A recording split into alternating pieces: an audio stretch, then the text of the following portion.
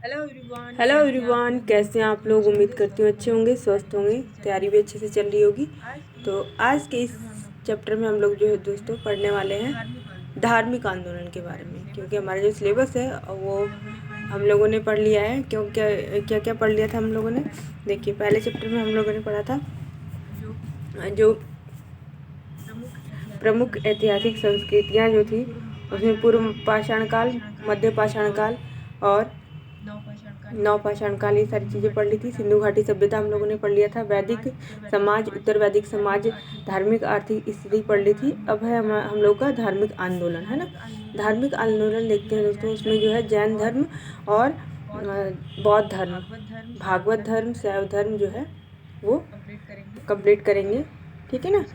तो सबसे पहले देखिए, प्राचीन भारत में जो धार्मिक आंदोलन हुए थे, है ना, कौन कौन से हुए थे। जैन धर्म, बौद्ध धर्म, भागवत धर्म, शैव धर्म, हिंदू धर्म के पुनर्गठन में शंकराचार्य का योगदान। ये है हमारा सिलेबस के अकॉर्डिंग जो सिलेबस है। ओके, सो चलिए आज हम लोग जो है ये डिस्कस करते हैं। इसमें एक मिनट,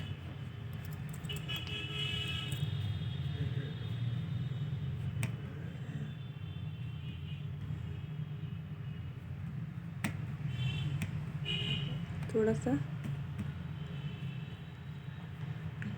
देखिए। प्राचीन भारत में धार्मिक आंदोलन, देश और काल के अंतर। जब मानव जीवन अपने प्रारंभिक दौर से आगे बढ़ने लगा, तब मन में बहुत सारे सवाल उठने लगे, जैसे कि इस दुनिया को किसने बनाया होगा, हम जन्म क्यों लेते हैं, जन्म लेने के बाद मरते क्यों हैं, हमारी आपसी परेशानियों का कारण क्या है।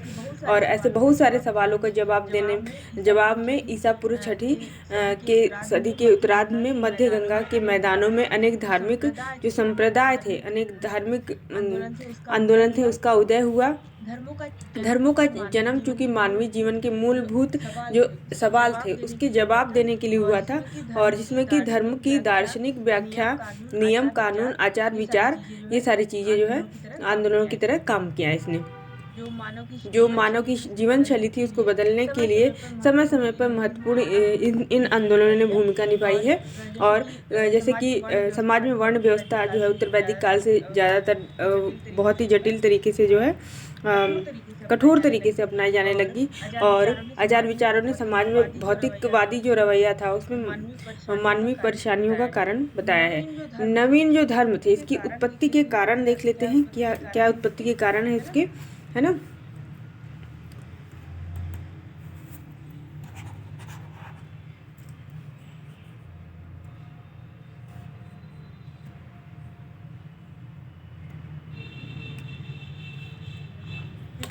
जो छठी शताब्दी है दोस्तों, छठी शताब्दी में भारत में नवीन धर्मों का उदय हुआ, और इसके प्रमुख कारण थे वैदिक धर्म की जटिलता, यज्ञों की परंपरा।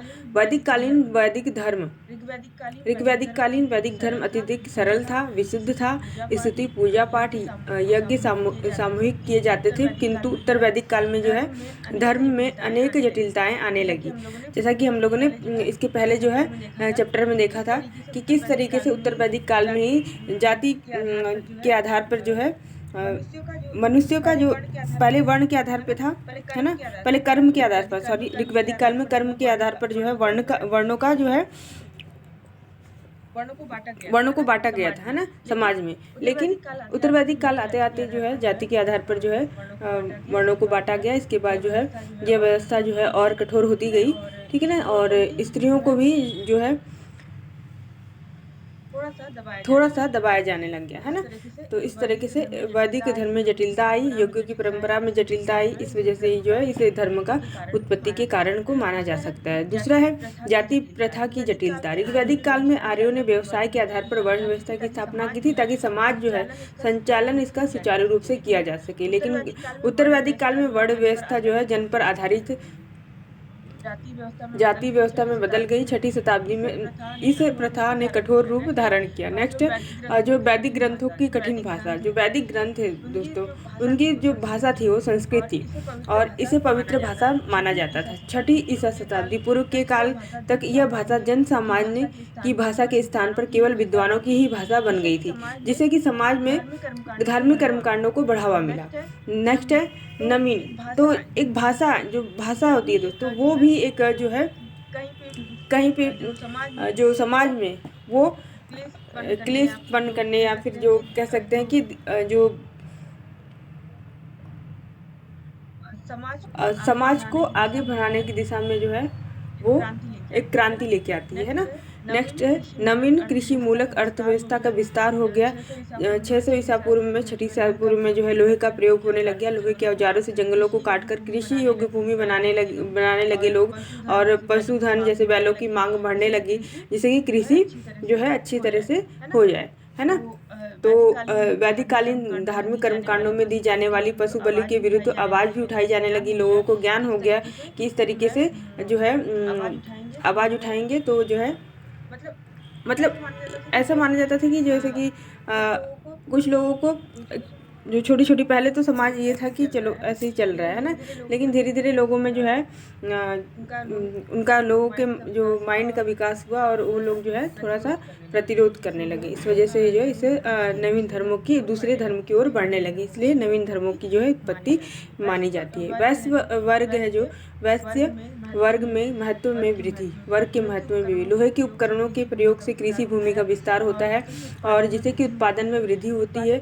उत्पादन में वृद्धि के कारण व्यापार वाणिज्य को प्रोत्साहन मिलता है, जिससे कि जो वैश्य वर्ग है उसका महत्व बढ़ने लगा और जो समाज में अपनी स्थिति को सुधारने के लिए उसने क्या किया, ब्राह्मणवादी सामाजिक व्यवस्था का विरोध करना शुरू किया, है ना। एक जैसे कि एक परिवार की बात करते हैं दोस्तों, है ना। उसमें कोई जो है अच्छा वर्कर है, एक अच्छा काम कर रहा है, वो उसके मतलब सारी चीज़ें भी सही है, तो वो जो है उसको अगर दबाया जाएगा तो वो विरोध तो करेगा ही, है ना। तो उसी तरह से ये वैश्य वर्ग भी अपना स्थिति सुधारने के लिए जो है विरोध करने लगा, ठीक है ना। इसके बाद है अनुकूल राजनीतिक दशा। 6ठी शताब्दी में अनुकूल राजनीतिक स्थिति ने नवीन धर्मों के उदय में पर्याप्त योगदान देते हैं और भारत में मगध सर्वाधिक शक्तिशाली जो है राज्य बन गया था। मगध वाला जो क्षेत्र था और इसके जो शासक थे बिंबिसार अजातशत्रु ब्राह्मण के प्रभाव से मुक्त थे, अतः उन्होंने नवीन धर्मों को संरक्षण प्रदान किया।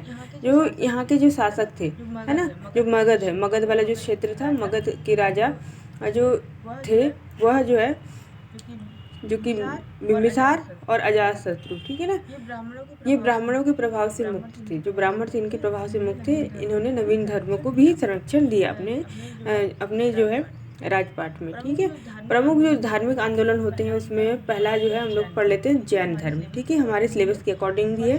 तो फर्स्ट वाले जो पढ़ेंगे हम लोग जैन धर्म। जैन जो शब्द है वो कहाँ से उत्पन्न हुआ, जिन शब्द से, जो संस्कृत की भाषा है जिन शब्द से उत्पन्न होता है, जिसका अर्थ होता है विजेता। जैन मतलब होता है विजेता, ठीक है ना। जिन्होंने अपने मन, वाणी और काया को जीत लिया वह जो है विजेता हो गया। जैन अनुश्रुतियों और परंपराओं के अनुसार धर्म में 24 तीर्थंकर हुए, यानी कि जैन धर्म में जो कितने तीर्थंकर हुए, 24। और जिन मतलब होता है विजेता, जिसने अपनी वाणी पे कायम कर लिया और मन पे जो है कंट्रोल कर लिया, अपने मतलब मन को अपने कंट्रोल के अंदर रख लिया और काया को जीत लिया, तो वही जो है विजेता होता था, है ना। परंतु जो इनमें से 22 तीर्थंकरों को जो है ऐतिहासिकता संदिग्ध है, यानी कि उनकी जो अच्छे से जो है चेक नहीं किया गया, अभी उनका जो है अच्छे से साक्ष्य नहीं प्राप्त हुआ है। जैन धर्म की स्थापना का श्रेय जैनियों के प्रथम जो तीर्थंकर थे ऋषभदेव और आदिनाथ को जाता है, ओके। और प्रथम जो तीर्थंकर थे दोस्तों वो है ऋषभदेव, इसको आप लोग नोट करेंगे, ओके। ऋषभदेव प्रथम तीर्थंकर और अरिष्टनेमी 22वें तीर्थंकर होते हैं। तो 22वें तीर्थंकर का नाम पूछ लेता है एग्जाम में। अब ये एग्जाम में क्वेश्चन आया हुआ है, बहुत सारे एग्जाम में, 2-3 एग्जाम में आया है। और प्रथम तो हमेशा जो पहले एग्जाम होते थे ना 2010-12 में, तो प्रथम तीर्थंकर पूछता था ऋषभदेव और अरिष्टनेमी, आजकल के जो एग्जाम हो रहे हैं उसमें पूछा जाता है, ठीक है ना। जैन धर्म में 23वें तीर्थंकर जो थे पार्श्वनाथ थे। तो कभी कभी क्रम भी पूछ लेगा दोस्तों, तो आप लोग क्रम वाइज थोड़ा सा याद कर लीजिएगा, ओके। देखिए पहले जो है ऋषभदेव हो गए, 22वें अरिष्टनेमी होंगे और 23वें पार्श्वनाथ हो गए। कौन थे ये? तीर्थंकर। यह जो पार्श्वनाथ थे 23वें तीर्थंकर, ये काशी के इक्ष्वाकु वंशीय राजा अश्वसेन के पुत्र थे। इनका काल महावीर से 250 ईसा पूर्व माना जाता है। महावीर जो थे दोस्तों वो 24वें तीर्थंकर थे। इनके जो अनुयायी थे यानी कि जो सदस्य थे उनको निग्रंथ कहा जाता था। ठीक है, किसके? जो 23वें पार्श्वनाथ थे, है ना, 23वें तीर्थंकर। पार्श्वनाथ द्वारा प्रतिपादित 4 महाव्रत इस प्रकार हैं। इन्होंने 4 महाव्रत दिया: सत्य, अहिंसा, अपरिग्रह, धन संचय का त्याग करना। अपरिग्रह मतलब धन संचय का त्याग करना, और अस्तेय चोरी न करना। तो इनके 4 जो हैं आप लोग 4 महाव्रत ये याद कर लेंगे। पहला है सत्य अहिंसा, दूसरा अहिंसा, और तीसरा है अपरिग्रह, है ना, अपरिग्रह, और चौथा है अस्तेय, और जो पांचवा है दोस्तों ब्रह्मचर्य। पांचवा जो इन्होंने महाव्रत किसने दिया था? पांचवा महाव्रत जो है ये महावीर स्वामी ने दिया था, जिसको कि जो है ब्रह्मचर्य का नाम दिया गया है। ठीक है ना। तो चोरी, अस्तेय मतलब चोरी न करना, धन, अपरिग्रह मतलब धन संचय न करना, धन संचय का त्याग कर देना, सत्य अहिंसा, ये 4 जो है इम्पोर्टेंट है दोस्तों, इसको आप लोग याद रखेंगे। ओके। पार्श्वनाथ ने नारियों को भी धर्म में प्रवेश दिया। ओके। और इन्होंने जैन धर्म में स्त्री संघ की अध्यक्षता, पुष्पचूला का उल्लेख मिलता है। जो स्त्री जो संघ की अध्यक्ष थी वो पुष्पचूला थी जैन धर्म में। पार्श्वनाथ को झारखंड के गिरिडीह जिले में सम्मेत पर्वत पर इनको निर्वाण हुआ। तो पार्श्वनाथ जहाँ मरे थे झारखंड में, उसका नाम कौन सा पर्वत है? सम्मेत पर्वत पे इनकी जो है मृत्यु हो जाती है, इनको निर्वाण प्राप्त हो जाता है। ठीक है ना। इसके बाद जो है जैन धर्म के वास्तविक संस्थापक थे 24वें जो महावीर स्वामी के नाम से जाने जाते हैं। इन्होंने ही जो है जैन धर्म को आगे बढ़ाया। इनके जो महावीर स्वामी थे, है ना। महावीर स्वामी जो है इनका जीवन परिचय देख लेते हैं। जीवन परिचय इनका 599 अथवा 540 में इनका जो है जन्म कुंडग्राम वैशाली बिहार में हुआ था। पिता का नाम था सिद्धार्थ, वज्जी संघ के ज्ञात्रिक कुल के प्रधान थे। ये याद रखेंगे आप लोग, ज्ञात्रिक कुल जो था उसी के प्रधान थे। वज्जी संघ के ज्ञात्रिक कुल के प्रधान इनके पिता थे। माता का नाम त्रिशला थी। त्रिशला जो है लिच्छवी शासक चेटक की बहन थी त्रिशला, है ना। और पत्नी का नाम था यशोदा, कुंडी गोत्र की कन्या थी ये। पुत्री का नाम था प्रियदर्शना अड़ोजा, दामाद था जमाली। ओके। गृह त्याग इन्होंने घर छोड़ा 30 वर्ष की आयु में। और बड़े भाई नंदीवर्धन है उनकी आज्ञा से, क्योंकि इनके माता पिता का देहांत हो गया था, तो इन्होंने जो है अपने जो बड़े भाई थे उनके नंदीवर्धन उनकी आज्ञा से घर छोड़ा। और इनके जो घर छोड़ने के बाद जो है ये जाते हैं, तो इनके शिष्य जो है मखली पुत्र गोशाल ये शिष्य बन जाते हैं आजीवक संप्रदाय। बाद में इन्होंने आजीवक संप्रदाय की स्थापना करते हैं। कौन? मखली गोशाल, है ना। तो मखली गोशाल जो है ये शिष्य थे इनके, ये याद रखिएगा। ज्ञान कब प्राप्त होता है? इनको ज्ञान की प्राप्ति 12 वर्ष की तपस्या के बाद 42 वर्ष की आयु में होता है, जिम्भृक ग्राम में। जिम्भृक ग्राम में होता है, ऋजुपालिका नदी के तट पर। ये याद रखेंगे आप लोग दोस्तों। ठीक है।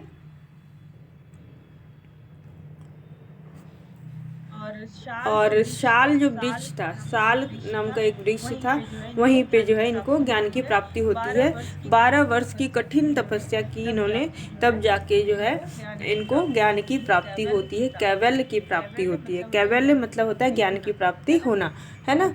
आजकल इससे हम लोग को सीखा जा सकता है, हम लोग कुछ सीख सकते हैं दोस्तों कि किस तरीके से कठिन तपस्या की इन्होंने 12 वर्ष तक निरंतर। हम लोग क्या करते हैं कि 1, 2, 3 साल जो है तैयारी करते हैं, इसके बाद जो है असफल महसूस करते हैं। लेकिन इन लोगों से हमें जो है सीखना चाहिए। जो महान व्यक्ति हुए हैं महान लोग जो हुए हैं, इन लोगों से हमें कुछ ना कुछ से सीखना चाहिए, है ना। कभी भी हार नहीं मानना चाहिए। तो 12 वर्ष की कठिन तपस्या इन्होंने की। इसके बाद जो है इनको 42 वर्ष की आयु में जो है ज्ञान की प्राप्ति होती है, जिम्बिक ग्राम में।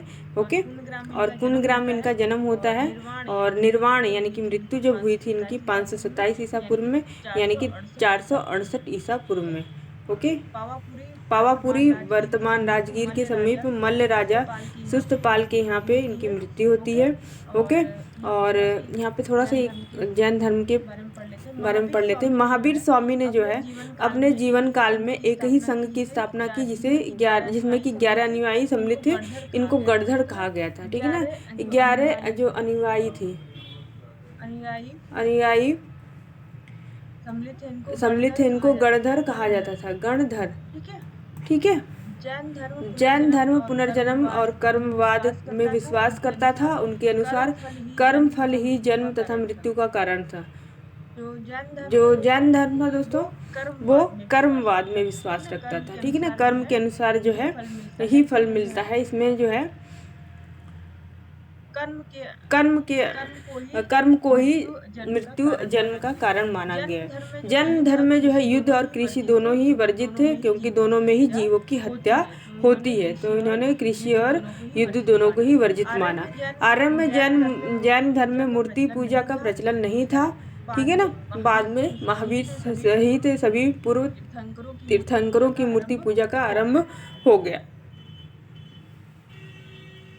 जैन धर्म की प्रमुख जो शिक्षाएं थी, इसके बारे में बात कर लेते हैं दोस्तों। पंच महाव्रत और अणुव्रत, तो ये प्रमुख शिक्षाएं थी। इसको आप लोग याद रखिएगा कि जो अब कभी क्वेश्चन आएगा आपका कि पंच महाव्रत जो है वो किस धार्मिक आंदोलन या फिर किस धर्म की विशेषता थी, तो आपका आंसर हो जाएगा जैन धर्म। ओके, इसमें अहिंसा, सत्य, अपरिग्रह, अस्तेय, ब्रह्मचर्य, अहिंसा, जीव की हिंसा न करना, हत्या न करना, सदा सत्य बोलना, संपत्ति इकट्ठा न करना, चोरी न करना, इंद्रियों को वश में करना। ओके, इन 5 महाव्रत जो है इन्होंने हमने ऊपर पढ़ा, जैसे कि, है ना। 4 तो किसने दिया था, पार्श्वनाथ ने दिए थे, जबकि 5वां जो है ब्रह्मचर्य महावीर ने जोड़ा था। ओके, 5 महाव्रत। अणुव्रतों के अतिरिक्त 3 गुण व्रत भी बताए गए हैं। दिग्व्रत, दिशाओं में भ्रमण की मर्यादा बांधना, और अनर्थ दंडवत, प्रयोजनहीन पाप उत्पादक वस्तुओं का परित्याग करना, भोगोपभोग, परिमाण अर्थात भोग्य पदार्थों का परिमाण निर्धारण। ओके, तो आप लोग ये याद रख लीजिएगा थोड़ा सा, ठीक है, ये इम्पोर्टेंट है। और महावीर के जन्म से रिलेटेड थोड़ा सा पूछता है, इनके जीवन परिचय से रिलेटेड थोड़ा सा चीजें आप लोग जो है याद कर लीजिएगा दोस्तों। ओके,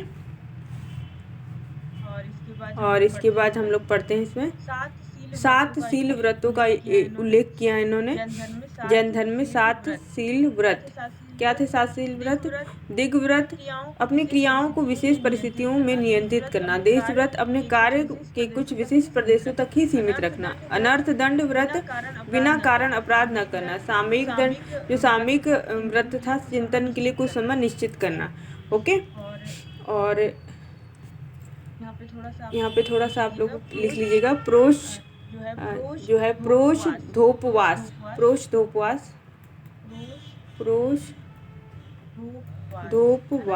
है ना। प्रोषधोपवास जो है मानसिक और कायिक शुद्धि के लिए उपवास रखना। उपवास की विशेषता यहाँ पे बताई गई है कि उपवास जो है रखना चाहिए, क्योंकि उससे मन शुद्ध होता है और कायिक चिंतन भी शुद्ध होता है, ठीक है ना। उपभोग, प्रतिभोग, परिमाण, जीवन में प्रतिदिन काम आने वाली वस्तुओं और पदार्थों को नियंत्रित करना। अतिथि समविभाग, अतिथि भोजन और कराने के उपरांत भोजन करना है। तो अतिथि को जो है महत्व देता है जैन धर्म, है ना। अतिथि देवो भव हमारे जो है धार्मिक ग्रंथों में भी कहा गया है, लेकिन जैन धर्म में भी पहले अतिथि को भोजन कराने के पश्चात ही अपने जो है भोजन करने की व्यवस्था की गई थी, है ना। और जैन धर्म में 10 लक्षण बताए गए हैं।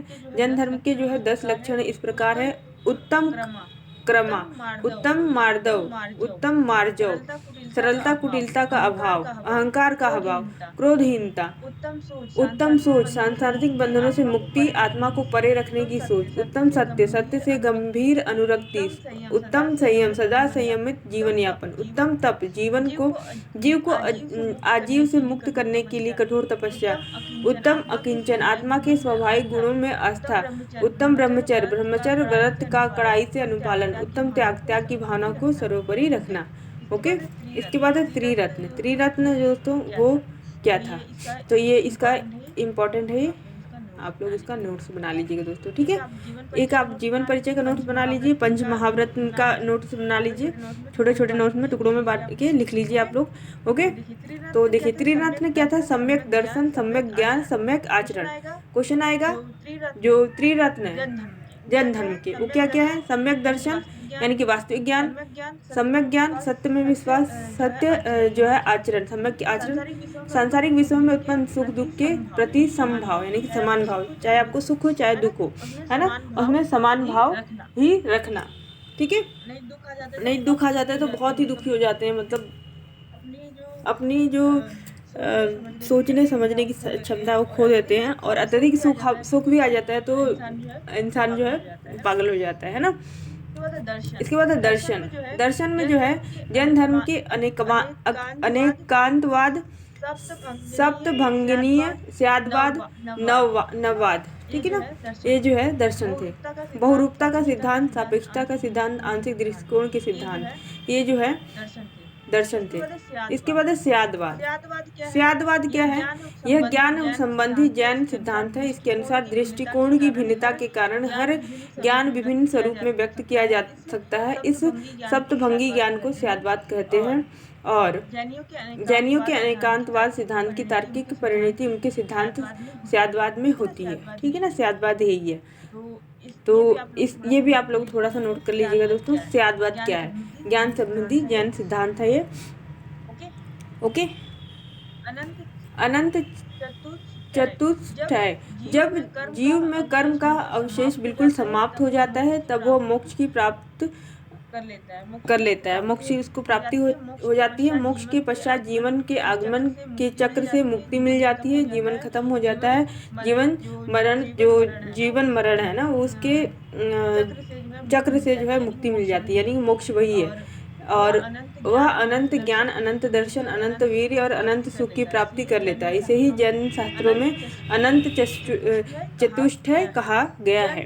जैन धर्म के ज्ञान, जो जैन धर्म के प्रमुख ज्ञान है, मति मतलब इंद्रिय जनित ज्ञान, श्रुति श्रवण ज्ञान, अवधि दिव्य ज्ञान, मनः प्रयाय दूसरों के मन को जान लेना, जो है ये जैन धर्म में मनः प्रयाय कहा गया है इसको। ओके, मति इंद्रिय जनित ज्ञान, इंद्रियों से मिलने वाला ज्ञान को ही क्या कहा गया है, इंद्रिय जनित।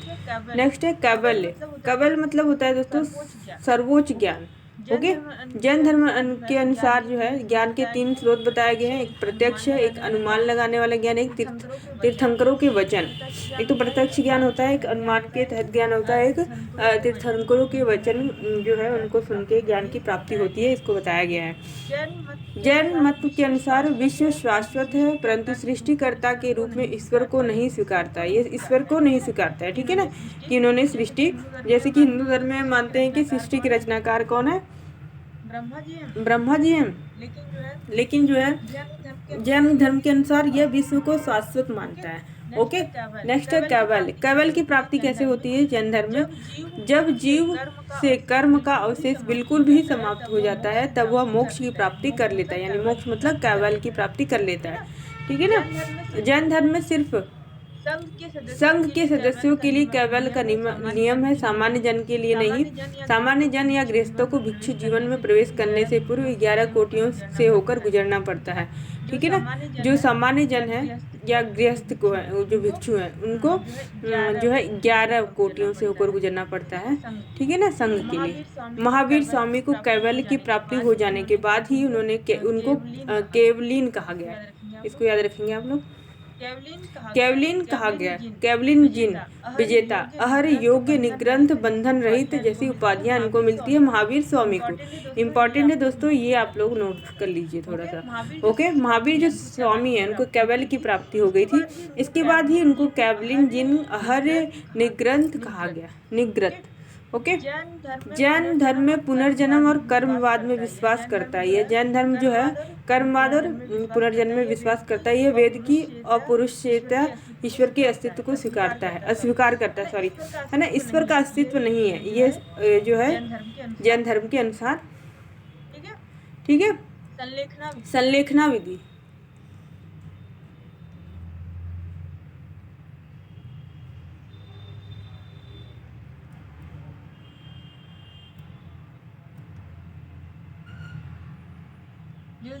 जो संलेखना विधि है दोस्तों, वह क्या थी?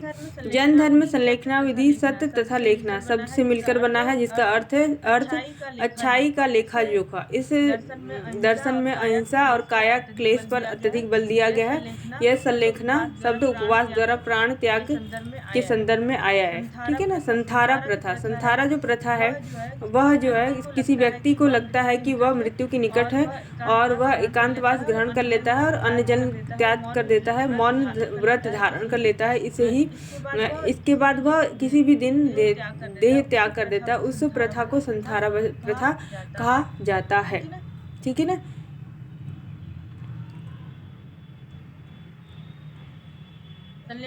संलेखना विधि एक मृत्यु की विधि है, संलेखना विधि कहा जाता है। उपवास द्वारा प्राण त्याग देना ही संलेखना विधि कहा जाता है। ठीक है ना। और इसमें मौन व्रत धारण करके किसी भी दिन एकांतवास करके मौन व्रत धारण करके मृत्यु हो जाती है, उसको संथारा प्रथा कहा जाता है। ओके, संथारा प्रथा पर 2015 में जो है हाईकोर्ट ने रोक लगा दी थी। हाईकोर्ट ने इस प्रथा को आत्महत्या की श्रेणी में रखते हुए भारतीय दंड संहिता 306, 309 के तहत दंडनीय बताया था, परंतु सुप्रीम कोर्ट ने जैन समुदाय से जुड़े संगठनों की याचिकाओं पर संथारा को गैर कानूनी घोषित करने वाले राजस्थान हाईकोर्ट के फैसले पर रोक लगा दी थी, है ना। क्योंकि हमारा जो संविधान है दोस्तों वह जो है धार्मिक समानता, धार्मिक कर्मकांड की जो है आज़ादी देता है ना। जैन साहित्यों के बारे में पढ़ लेते हैं, थोड़ा सा फटाफट से देख लेंगे। जैन साहित्य जो है प्राकृतिक और संस्कृत भाषा में मिलते हैं, प्राकृतिक और संस्कृत भाषा में। जैन धर्म में प्राकृत भाषा को अपनाया गया। जैन धर्म में किस भाषा को अपनाया गया? प्राकृत भाषा को। और जैनियों ने सौरसेनी संस्कृत और कन्नड़ भाषा में साहित्य भी लिखा, लेकिन जो है सबसे जो मूल भाषा थी प्राकृत भाषा थी। जैन साहित्य को आगम कहा गया। क्या कहा गया दोस्तों? आगम। इंपॉर्टेंट है, इसको नोट डाउन कर लीजिए। ठीक है, आगम कहा गया जैन साहित्य को, जिसमें कि 12 अंग, 12 उपांग, 10 प्रकीर्ण, 6 छेद सूत्र, मूल सूत्र, नदी सूत्र, एक अनुयोगधार। इनमें ग्रंथों की रचना संभवतः श्वेतांबर संप्रदाय के आचार्यों द्वारा महावीर स्वामी की मृत्यु के बाद की गई। श्वेतांबर जो संप्रदाय था 2 संप्रदायों में बढ़ गया था, है ना, महावीर स्वामी की मृत्यु के बाद।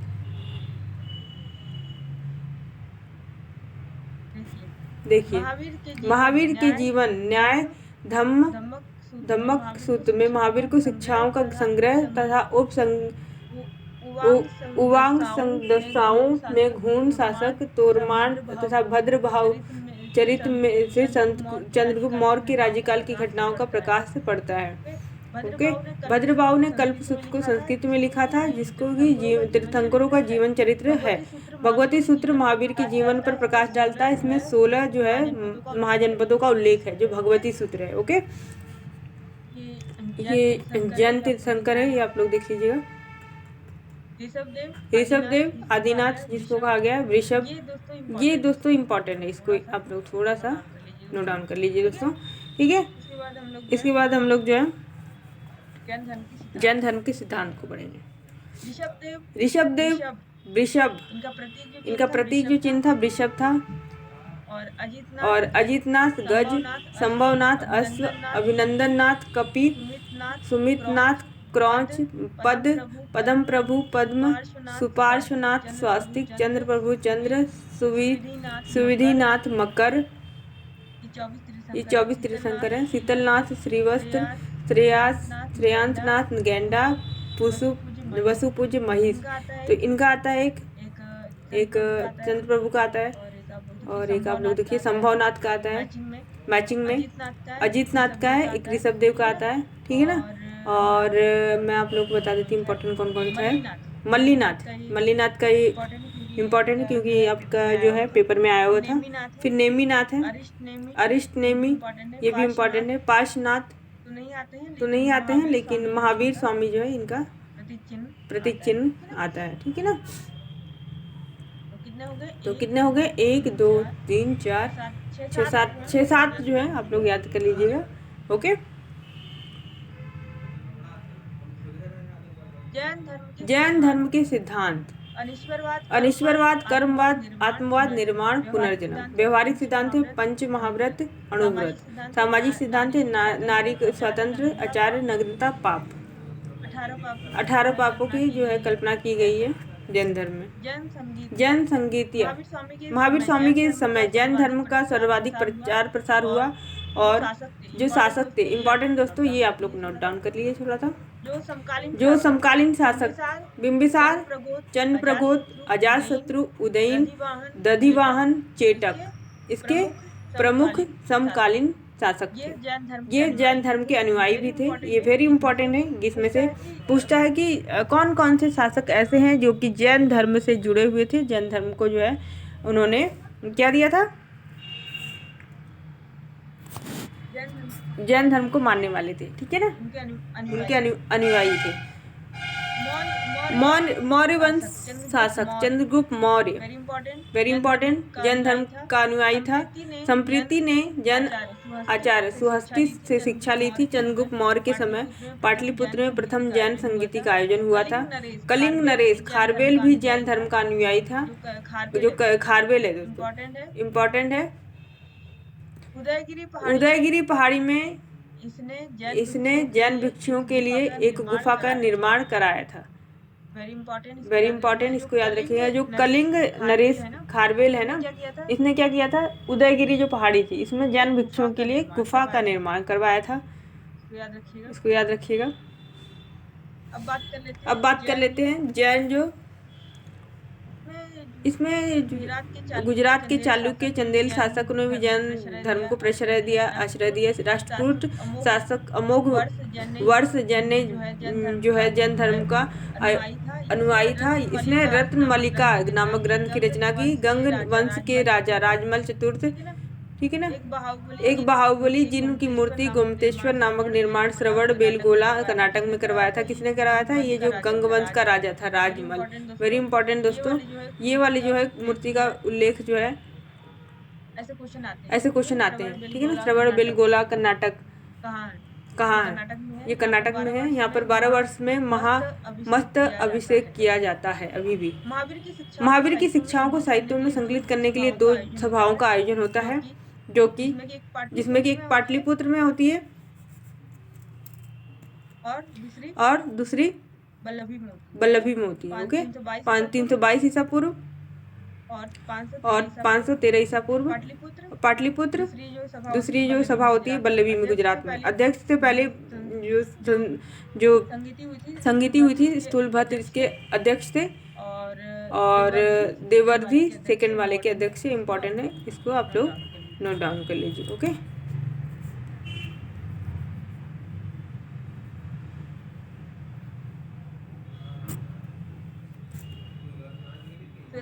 श्वेतांबर तेरापंथी दिगंबर समैया। मोक्ष प्राप्ति के लिए वस्त्र त्यागने की आवश्यकता नहीं है, श्वेतांबरों का कहना था।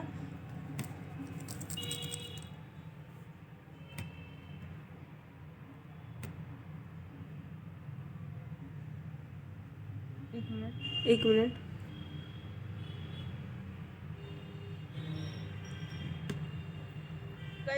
तो गाइस ये जो है हम लोग कल इसको कल नेक्स्ट वीडियो में इसको कंप्लीट करते हैं, क्योंकि थोड़ा सा और है इसमें, वीडियो ज़्यादा बड़ी हो जाएगी, इस वजह से जो है आप लोग अच्छे से नहीं इसको समझ पाएंगे।